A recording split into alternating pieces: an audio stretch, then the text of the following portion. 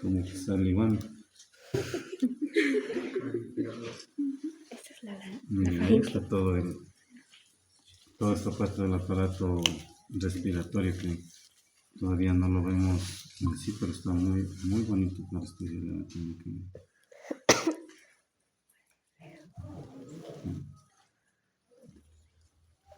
Este debe ser de un rumiante, me parece que es.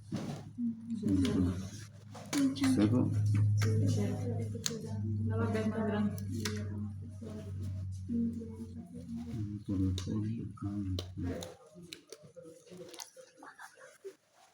Vamos a ver específicamente.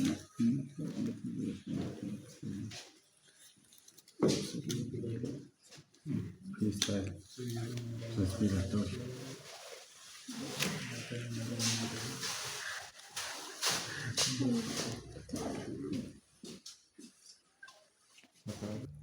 Ya, entonces, ahorita vamos a analizarle a ¿cómo es este estómago de este monogástrico, ¿no es cierto?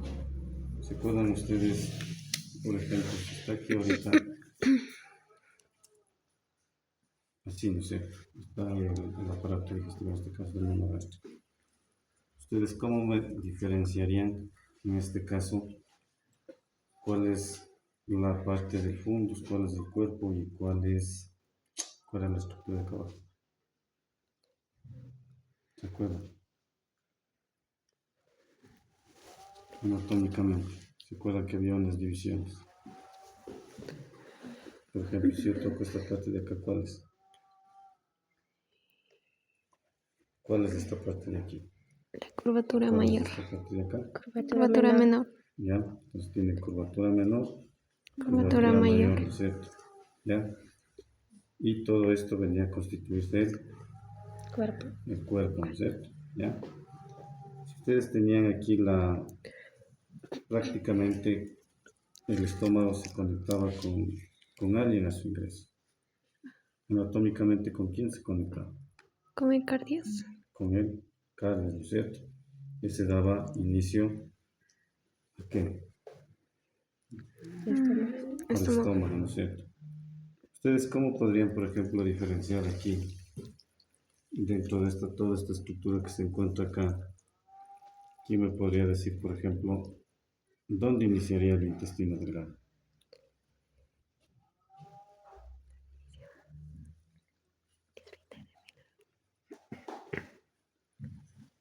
¿Mm? Verán que dieron una prueba. ¿Con quién se tenía que conectar para que inicie el esfínter del píloro? ya, ¿no es cierto? Con el esfínter del píloro. Eso daba inicio al intestino delgado con sus diferentes porciones, ¿no es cierto? Que era duodeno, Yeyuno, y el ailion. ilion, ¿no es cierto? Luego de eso ustedes tenían, como tenían prácticamente habían separado las vísceras, es más difícil poder identificar, por ejemplo, dónde inicia el intestino grueso, pero ¿cuál era la referencia para ubicar al intestino grueso? El cielo. El cielo. Entonces aquí tratemos de buscarle al cielo. Me parece que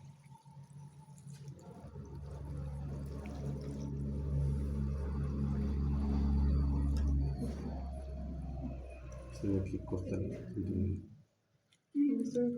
la historia.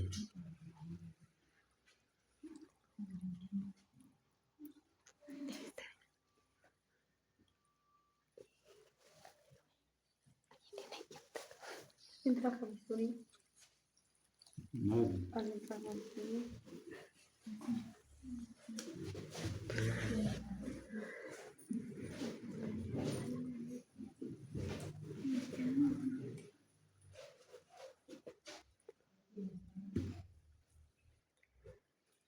ya vamos luego a diseccionar para ver qué es lo que contiene.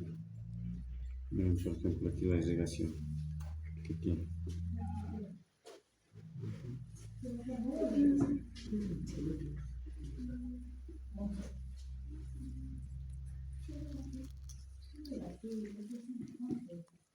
¿Cuál será?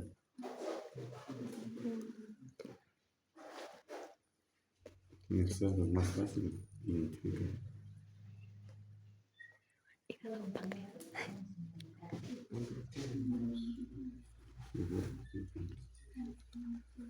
¿Quién tiene la forma de El vaso. lengüita?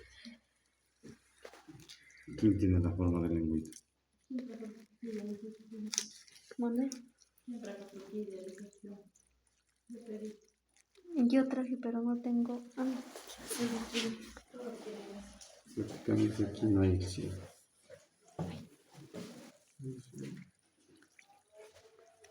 Todo esto vendría a ser el intestino delgado, entonces, pero el ciego en este caso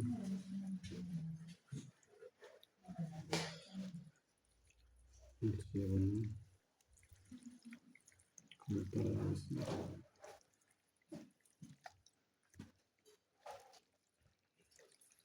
tendríamos que cortar esto para tratar de ubicarle el ciego. Este es el recto. Entonces todo esto ya vendría a ser la porción del intestino grueso. No quiero ubicar sus dientes.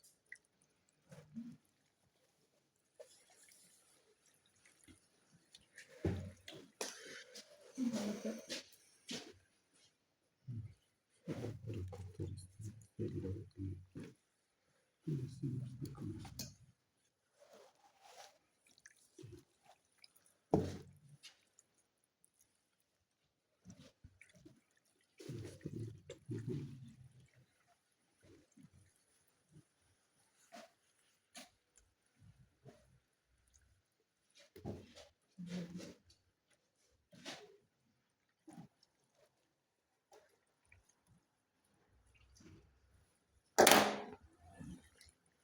Ya. Y prácticamente esto es el recto.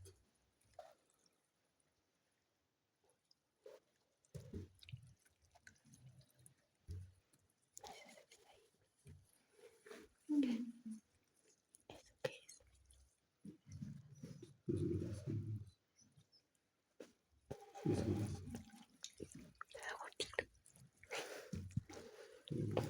Un costado todito. Está por partes.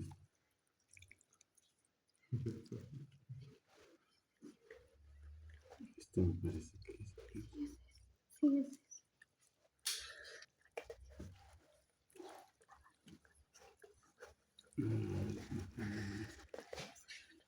Por la forma parece este. Sí.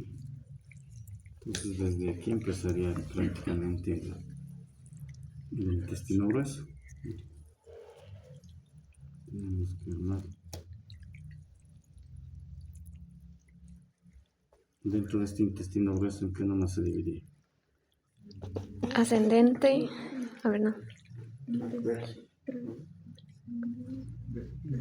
Descendente, transversal. El colon. Colon, ¿no es cierto? Colon ascendente, Descendente y transverso. colon descendente y colon transverso. Acá no lo vamos a poder ubicar porque prácticamente está desarmado todo esto. Hubiese sido bueno de tener todo el aparato digestivo sin haber sido separado para hacer la identificación, porque si ustedes se dan cuenta todo esto parece lo mismo, ¿cierto? Entonces, por la final yo no voy a poder decir si por ejemplo a mí me dicen necesito una porción del duodeno, entonces va a ser difícil, o sea, estando así en un estado que les soliciten una muestra, va a ser difícil que ustedes puedan determinar todas las porciones del intestino. Y va a ser difícil que ustedes puedan localizar y coger una muestra de duodeno, de yeyuno, de hilo. Porque generalmente en los cerdos, ¿qué sucede? En los cerdos hay ciertas patologías, como principalmente cuando hay presencia de diarreas que son provocadas por Escherichia coli y por Clostridium. Ahí ustedes lo que van a mandar es ciertas porciones de intestino delgado, pero principalmente tiene que ver con el ilium y el yeyuno, ¿ya? Cuando ustedes hacen la necropsia, ustedes van a encontrar todo armado, ¿ya? Y ahí sí va a ser más fácil que ustedes puedan identificar y puedan coger una porción y puedan enviar directamente al laboratorio, ¿ya? Porque, por ejemplo, si ahorita les dice a alguien, envíame una porción de duodeno con todo lo que está desarmado, difícil, ¿no es cierto?, poder extraer una porción del duodeno, ¿ya? Dentro de esto también, ¿qué características tenía este intestino delgado? ¿Cuáles eran sus características principales? ¿Qué digo? El estómago. ¿Qué características presentaba? Mm, Porque se acuerdan que en los rumiantes habían tres porciones, ¿no es cierto?, que eran aglandulares. Y una de las porciones era glandular, que por eso se le conocía como el estómago verdadero. Entonces, ¿qué será? Glandular. ¿No es cierto? Tiene glándulas, ¿no es cierto? Principalmente en su interior ustedes van a ver que va a haber glándulas. Si nosotros diseccionamos a este estómago, ustedes van a ver que va a presentar ciertas características, ¿ya? Entonces, ¿dónde estará en este estómago, por ejemplo, el cardias ubicado? Porque esto con quién se conectaba. Este es el esófago, ¿no es cierto? Esta es una porción del esófago, este es el cardias prácticamente, ¿no es cierto? Es la entrada del inicio, en este caso del estómago, ¿ya? Entonces, si nosotros diseccionamos, vamos a ver ciertas características. Vamos a diseccionarle desde su curvatura mayor. No sé si está restablecido. Todo esto es en los equiplones, ¿no? Toda esta estructura que recubre, ¿ya? Que está cubriendo. ¿Si se dan cuenta? Ajá. Equiplones del mismo mesenterio, ¿no? Vamos a ver desde dónde le cortamos para poder analizar el interior. De todo esto es mesenterio. Recubre. ¿Se acuerdan ustedes que este estómago igual recibía una inervación? Que principalmente, ¿dónde estaba la inervación mayor En la curvatura mayor y la la curvatura. curvatura mayor de quién? ¿Quién era la que le daba esa irrigación? La arteria celíaca. ¿Ya? ¿Y quién más?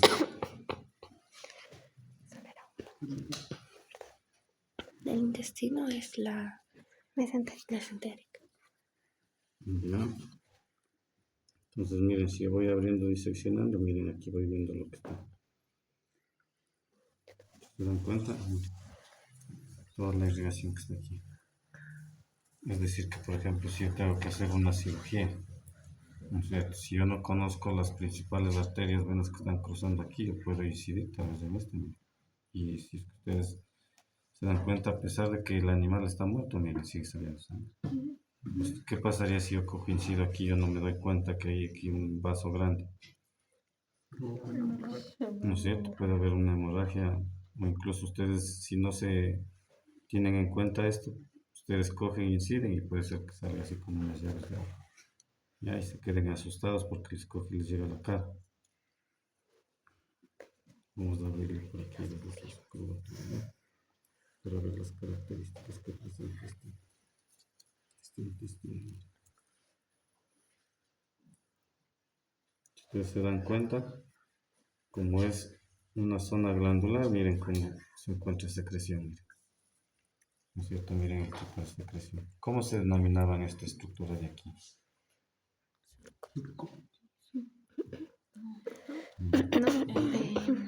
Surcos eran a nivel de los rumiantes. Ustedes veían que en los rumiantes, al tener todos sus compartimentos, habían surcos accesorios, ¿no es cierto?, que dividían en dos porciones, que eran el saco ciego dorsal y el saco ciego ventral, los accesorios. Y de ahí había los otros, los longitudinales, que dividían igualmente en dos porciones. ¿Cuáles eran esas dos porciones? ¿Ah? Acuérdense.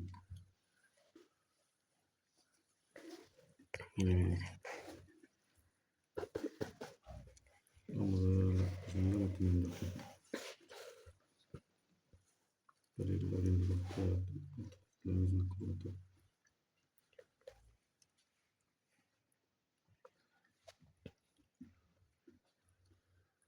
Comparamos con el rumiante, este estómago, ¿con quién se asemeja el rumiante? Con el abomazo. ¿No es cierto? Con el abomazo, que era el estómago Verdadero. verdadero del rumiante. Entonces, dentro de este estómago, ¿qué procesos ocurren?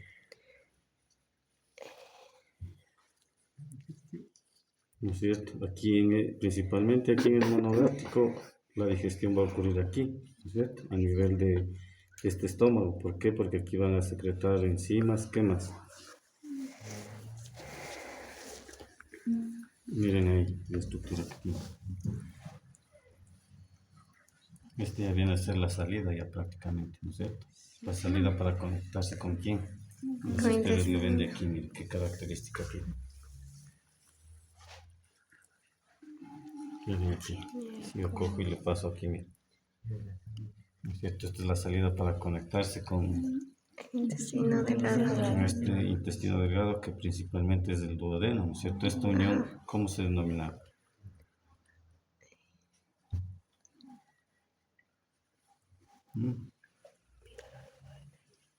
¿Cómo estudiar? ¿Cómo se denomina esta unión de aquí?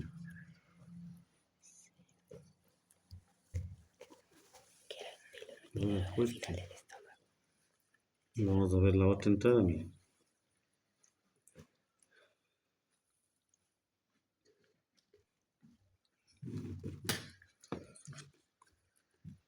Se dan cuenta, aquí está la entrada del cuerpo.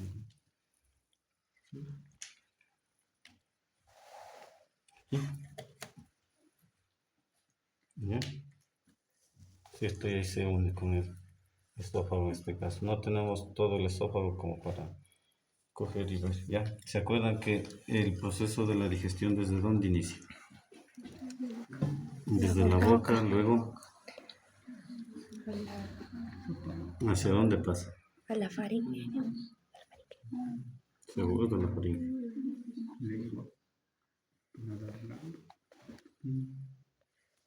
A ver, ¿cómo es el proceso de la digestión? ¿Por dónde viene el alimento? ¿Por dónde pasa? Porque a la final el alimento va a llegar acá. Por eso este tiene divisiones, ¿cierto? Cuerpo, fondo. ¿Cuál más es la otra división? Lo mismo que si tuviéramos el ciego, de una buena manera. ¿Se acuerdan que el ciego también tenía nombres? Y en el ciego, ¿qué ocurría, por ejemplo, con estos límites? ¿Cuál era este límite de acá? ¿Cuál era este límite de acá? ¿Y cuál era este límite de acá?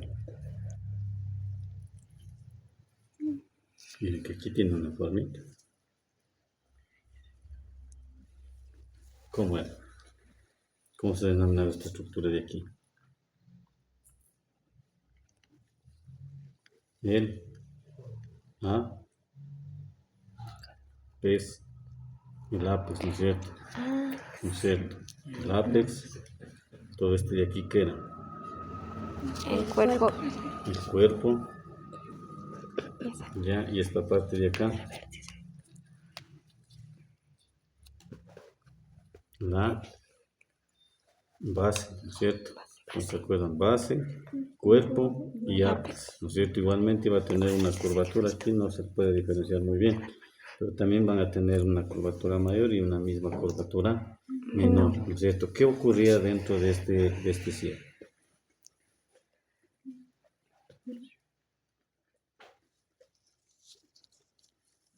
Porque de aquí, ¿qué pasa? ¿Ah? Ya la fermentación, correcto. ¿En cuál de las especies que nosotros habíamos visto se les conoce como fermentadores posteriores? El caballo. ¿No es cierto? El caballo y el conejo, porque principalmente todo ese proceso de la fermentación va a ocurrir más acá en este cierre, ¿ya? ¿Qué otra más característica habíamos visto? Con referencia al intestino grueso.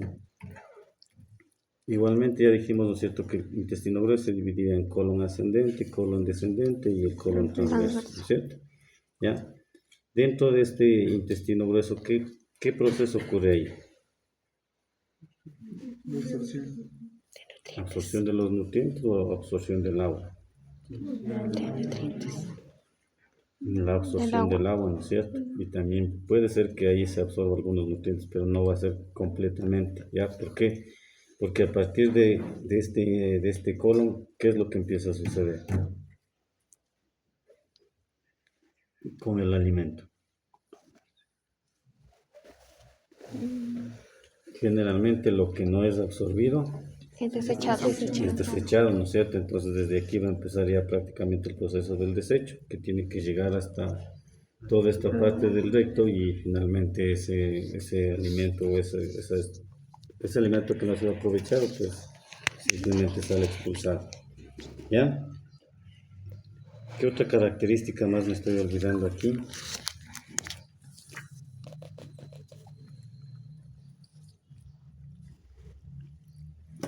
Se van a ver unos ganglios mesentéricos, pero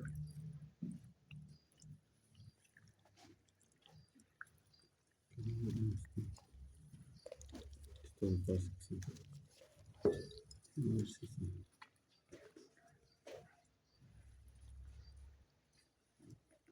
Sí, estos son los ganglios mesentéricos. Mira. Igualmente cuando hay ciertas patologías les van a pedir muestras de estos ganglios. Estos son los ganglios mesentéricos. ¿Cuál es la característica de un ganglio? Generalmente es la forma y la dureza que tiene. Esa es una de las características que ustedes van a tener en cuenta. Estos ganglios están ubicados en diferentes partes, ¿ya? Porque principalmente, ¿cuál es la función de un ganglio? Bueno, hoy ya no se le conoce como ganglio linfático, sino ya son denominados linfonodos, ¿ya? ¿Cuál será la característica de esos linfonodos? Ustedes que ven inmunología, o que vieron un momento de... No. Generalmente estos linfonodos están asociados a todo lo que es el sistema inmune de los animales, ¿ya? Entonces, cuando hay ciertas patologías, ¿qué es lo que sucede con estos linfonodos? Estos linfonodos van a cambiar la característica. Por ejemplo, algunos pueden ser móviles, ¿ya? Pero cuando hay ciertas patologías, estos ya no pueden movilizarse, por ejemplo. Se vuelven más duros, más resistentes durante la palpación. Entonces, cuando ustedes hagan la parte de la semiología, igualmente les van a preguntar cuáles son los linfonodos que se encuentran dentro del animal, porque ustedes van a tener que hacer palpaciones a través de eso, ¿ya? Pues tengan en cuenta que a nivel del estómago, pues ustedes van a encontrar lo que es los ganglios mesentéricos, ¿ya? ¿Qué más me estoy olvidando? Porque no tenemos del rumiante para explicarles en el rumiante. ¿Alguna inquietud, pregunta?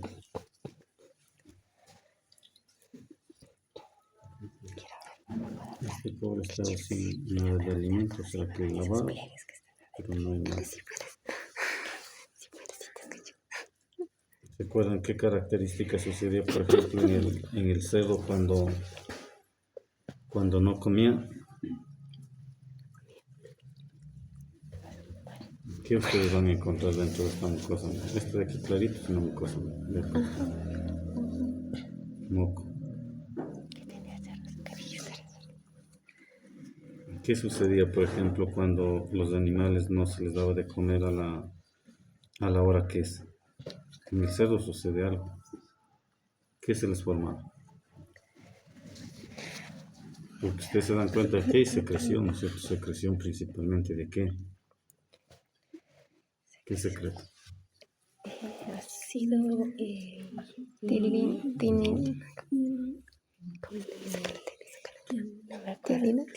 tialina. Pero ese era para iniciar el proceso, porque en el cerdo, Ácido recuerden que en el clorhídrico. cerdo iniciaba el proceso ya desde la boca, o sea, a través de esa secreción de esa enzima. Pero si este estómago está ahí, y ustedes ya lo han visto en la parte incluso fisiológica, para que haya esa descomposición, ¿qué tiene que haber aquí? Porque aquí entra todo el alimento, ¿no es cierto? Pero este alimento tiene que ser descompuesto. ¿Cómo se da ese proceso de la descomposición? ¿A través de qué? ¿No es cierto? Jugos gástricos principalmente. ¿Y esos jugos gástricos qué características tienen? que algunos van a formar el famoso ácido clorhídrico, ¿no es cierto? sí, Si hay esa formación de ácido clorhídrico, recuerdan ustedes que a nivel del esófago, en este caso del cerdo, había una porción en la cual no va a contener glándulas, ¿no es cierto? Y al no contener glándulas, generalmente, ¿qué se iba a producir? Se iba a producir procesos de ulceración, ¿no es cierto? Entonces, cuando hay igual problemas digestivos en los monogástricos, ustedes van a ver que estas úlceras se pueden presentar en estas zonas. Y ustedes van a ver unos aquí como que fuera que ponen como el tabaco, cuando ustedes cogen y se queman, por ejemplo, queda ahí como una señal, ¿no es cierto? Entonces eso generalmente tiene que ver con procesos de ulceración y en los cerdos ocurre muchísimo esos procesos de ulceración debido a que no reciben la alimentación a la hora que es. Entonces estos animales, si ustedes se dan cuenta, cuando llegan a la hora de la alimentación, esos están ya parados ahí en la puerta. Y cuando no reciben esa alimentación empiezan a secretar saliva. Entonces esa secreción, ¿qué es lo que hace? Que se produzca aquí en el interior, ¿no es cierto? Aumenta esa producción de jugos gástricos. Entonces aumenta ese ácido clorhídrico y prácticamente empieza a provocar esa ulceración, ¿ya? Entonces, por ejemplo, cuando hay veces que los cerdos se mueren así de golpe, ustedes van, llegan y el cerdo copio se murió. Si ustedes revisan esta parte de este intestino, no este intestino, este estómago, ustedes van a encontrar que hay muchísimos procesos de ulceración, ¿ya? Y igualmente, cuando hay ciertas aflatoxinas, van a encontrar igualmente procesos de ulceración, ¿ya? A nivel del estómago, no sé qué más vimos, ahora no me acuerdo.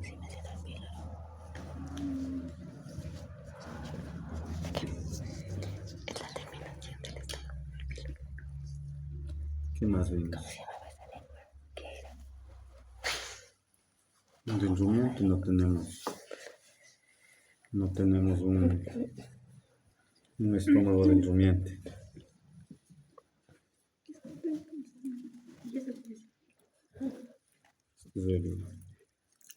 El vaso.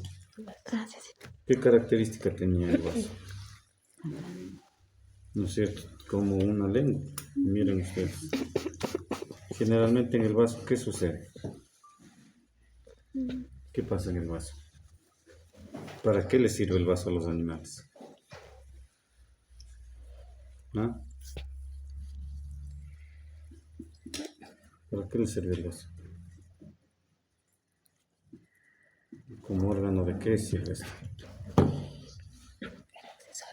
¿Mm?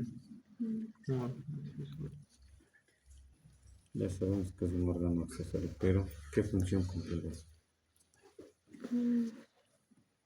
No tiene que ver algo con la sangre, filtrar la sangre, ¿no es cierto? ¿Ya? Entonces, ¿qué característica y qué coloración debería tener un vaso que te diga que es un vaso sano? Rojo. Generalmente es como un rojo Morado, vino sí. tinto, ¿ya? Más o menos esta coloración podría ser. En ciertas patologías, en el cerdo principalmente, por ejemplo en peste porcina clásica, ahí les piden ciertas muestras que extraigan al vaso, ¿ya? Entonces, en cerdos el diagnóstico es sumamente complejo. El diagnóstico en cerdos ustedes no pueden decir solo con los síntomas ni con los signos, no pueden coger y asegurar que se trata de esa patología. En los cerdos existen diferentes enfermedades que, por ejemplo, en las digestivas es donde hay el mayor problema de los cerdos. Hay cuadros diarreicos en los que ustedes van a ver que no solo va a intervenir un agente. Muchas de las veces ese primer agente lo que hace es desencadenar un cuadro y los otros aprovechan esa como oportunidad que tienen y empieza a haber una replicación. Si ustedes se dan cuenta, en los cerdos hay ciertos microorganismos que están conformando o que están dentro de la microflora intestinal, ¿ya? O sea, que son parte de manera normal. Uno de ellos es el Clostridium, ¿ya? Pero cuando hay o el sistema inmunitario, en este caso del cerdo baja, este Clostridium puede empezar a replicarse y a la final también puede producir cuadros diarreicos. Otro de los agentes que están ahí también es la misma Escherichia coli. La Escherichia coli está presente en todo lado, ¿ya?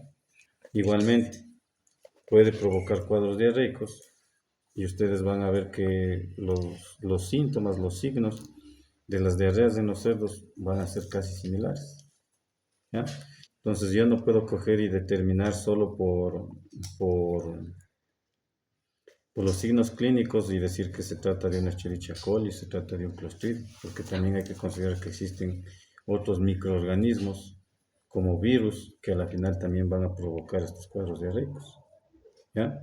Entonces el diagnóstico en sí de los cerdos es a base de pruebas de laboratorio, de los mismos signos clínicos que ustedes hayan identificado, ¿ya? Y a través de incluso coger y hacer necropsias a los animales muertos.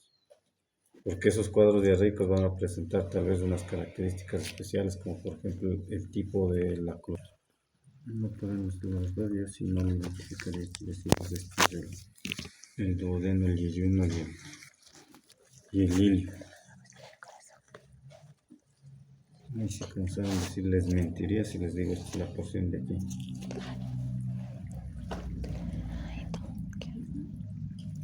Sí, no, difícil de identificar, ¿ya? ¿Qué otra característica aquí? Yo creo que no se nos olvida nada, ¿no es cierto? Lo más básico que hemos visto. Aquí están las inervaciones.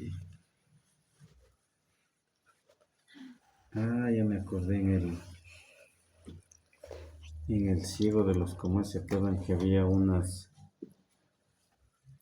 principalmente en los cerdos y en los equinos, que había unas coloraciones, unas líneas que se denominaban y que daban luego la formación de unos, y eso ocurría en el cerdo y en el equino.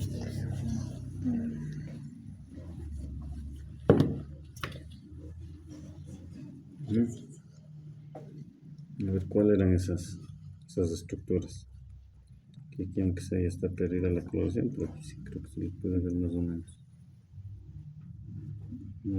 claras. Miren cómo se denominaban y quedaban a la formación de estos que están aquí.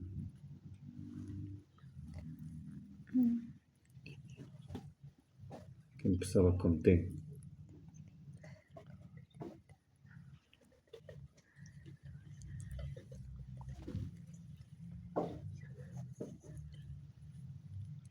¿Cómo era?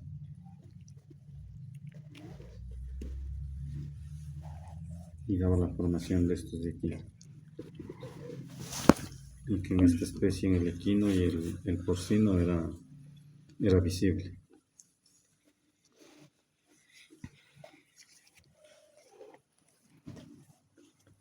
Y que incluso se parece a un parásito.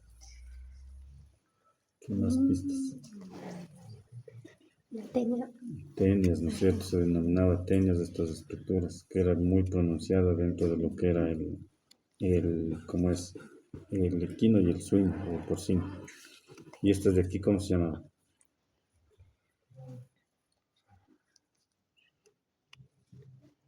Quedaban a esa formación y que les servía como irrigación, prácticamente. Y después de acá están cómo cruzan los vasos sanguíneos, las arterias, ¿no? Se van dando cuenta, van revisando estas estructuras que van formando. Miren cómo es esta formación. ¿Cómo se denominaban estas? Aquí está, yo ya me olvidé.